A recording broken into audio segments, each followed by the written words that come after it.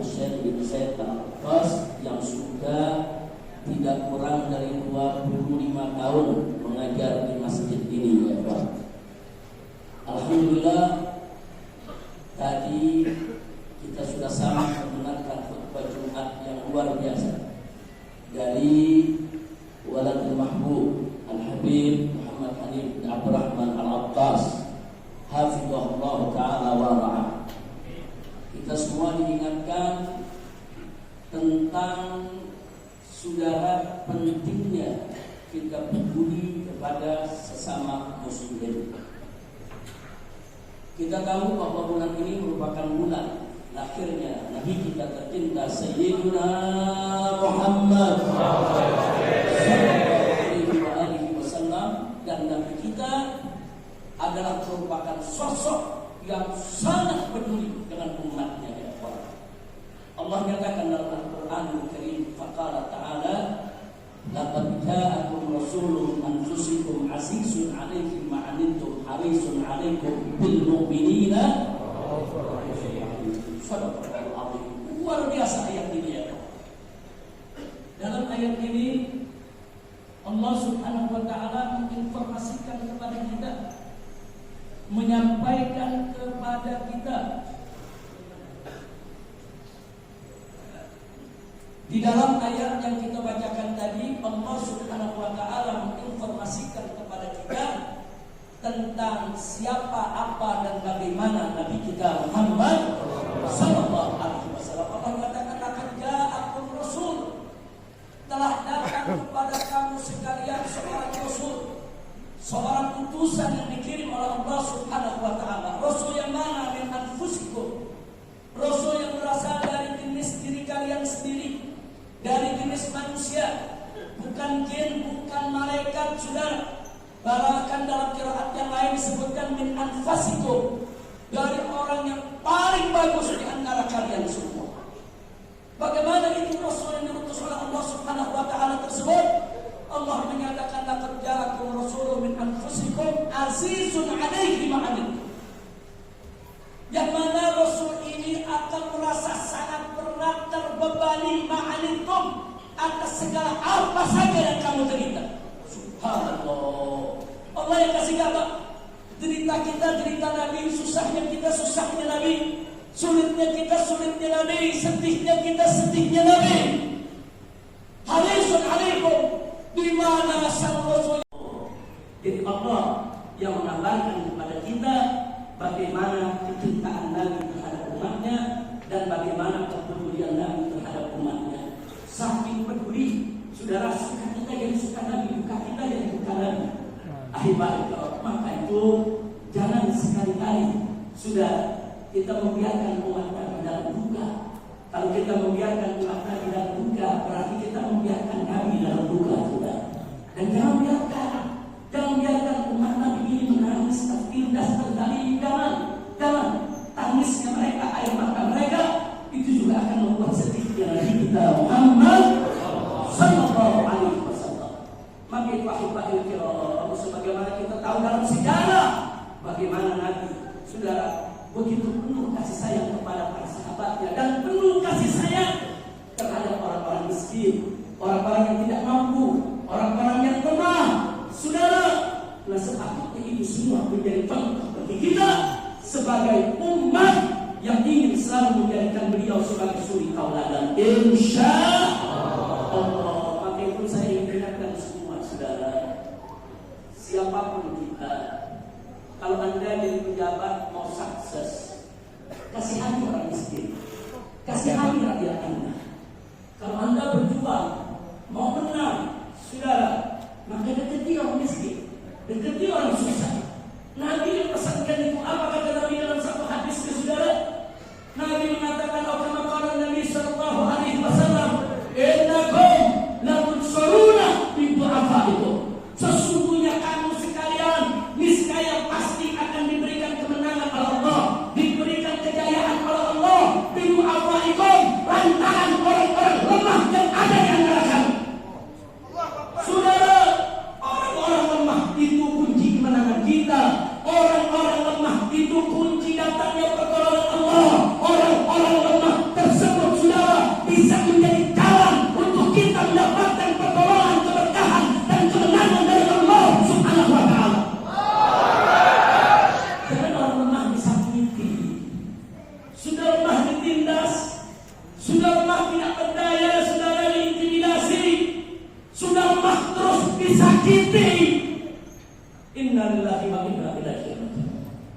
Maka itu saya ingin ajak semua saudara, saya ingin ingatkan kepada semua, para pejabat, kepada rakyat, kepada ulama, kepada santri, kepada semua umat Dewa.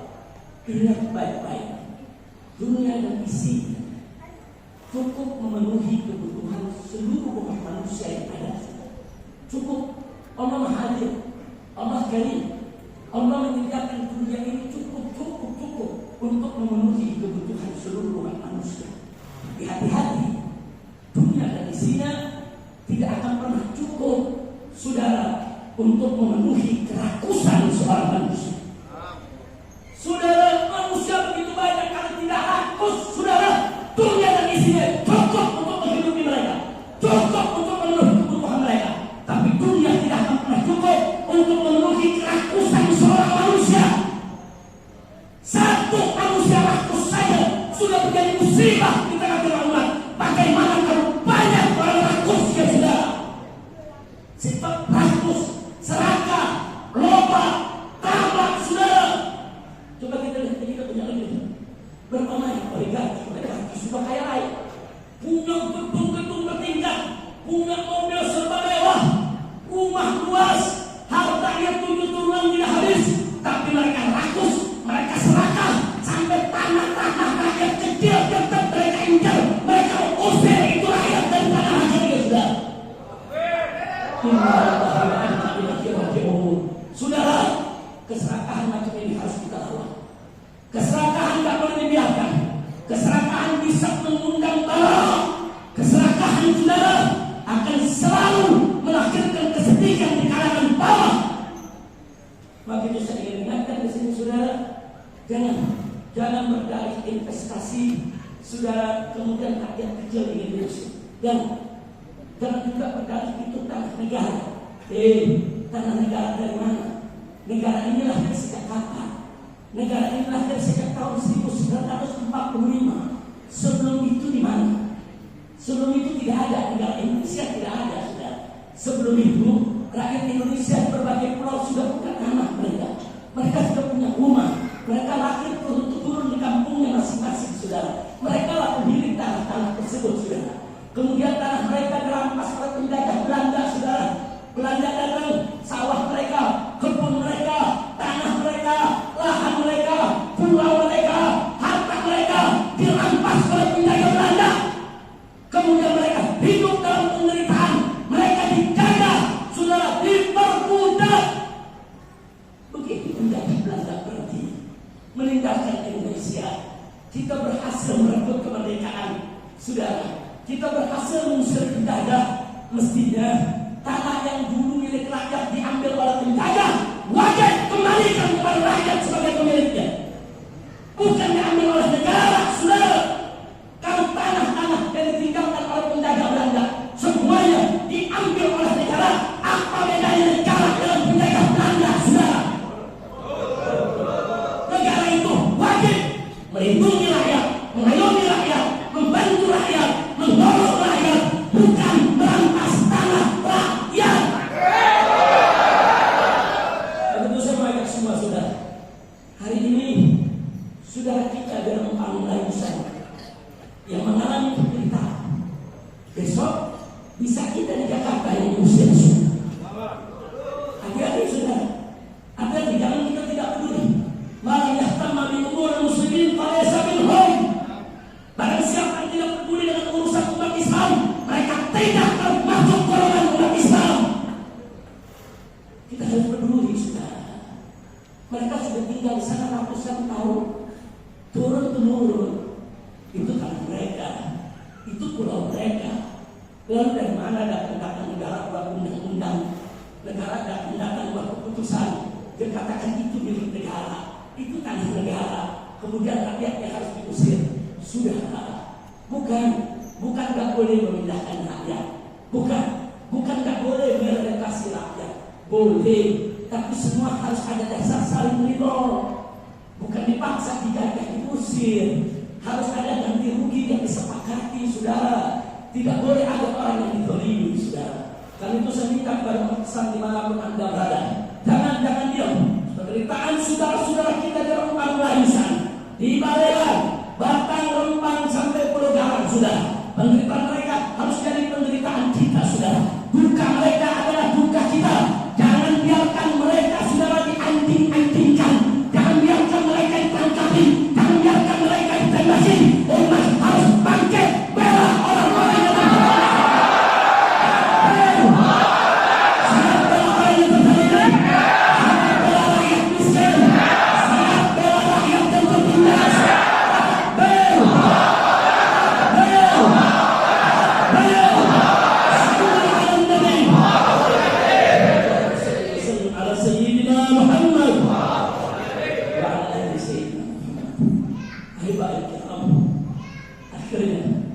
saya ingin menyampaikan pesan kepada oligarki kita. Lomba, rakus, serakah. Hati-hati. Kalau kalian terus buat gaduh, kalau kalian terus memperalah semua perangkat negara ini untuk memuaskan nafsu serakah kalian, maka akan tiba saatnya rakyat akan bergerak. Kalian akan terlibat oleh rakyat, akan dibunuh oleh rakyat, akan dihabisi oleh rakyat.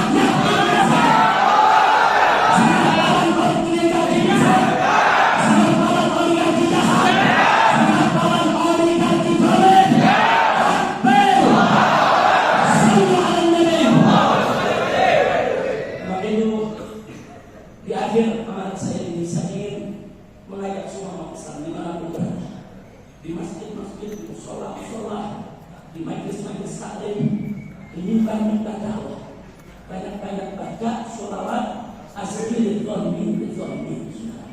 Kita mohon kepada Allah, sudah mereka udah nggak bisa diperingati, mereka udah nggak bisa dikasih nasihat, mereka terus-menerus bikin gaduh dengan masyarakat, saudara. Kalau memang kita sudah tidak mampu lagi melakukan apa yang bisa kita lakukan, setidaknya Allah kita masih punya keyakinan kalau Allah Maha Mampu, Allah tidak akan membiarkan orang yang zalim. Allah berfirman dalam Al-Quran Al-Karim, faqala ta'ala, wa la tahsabannallaha ghafilan amma ya'malu dhalimun. Jangan engkau kira kalau Allah itu lalai, Allah itu alpa, saudara, dari apa-apa yang diperbuat oleh orang-orang zalim. Enggak, Allah enggak lalai, Allah enggak alpa, Allah enggak buta, Allah enggak tuli, Allah Maha tahu. Allah tahu siapa orang-orang zalim tersebut, saudara. Bersembunyi di manapun Allah Maha tahu, dan pembalasan Allah sangat pedih. Makin baca selawat kafir zalim bizalimin. Tiap habis sholat di masjid, di musola, di majlis taklim, ayo kita mohon pertolongan kepada Allah agar orang zalim dibuat sibuk dengan orang zalim. Orang zalim semuanya dihancurkan, dibinasakan oleh Allah. Dan kita semua diselamatkan dari kezaliman.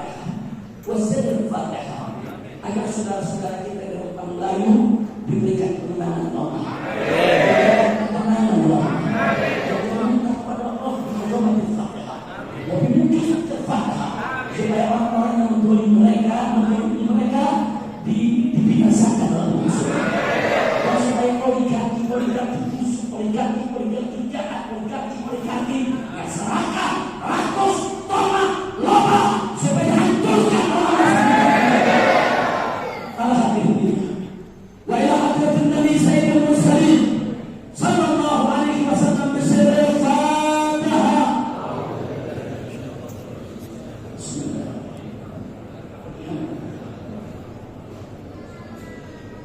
Ya.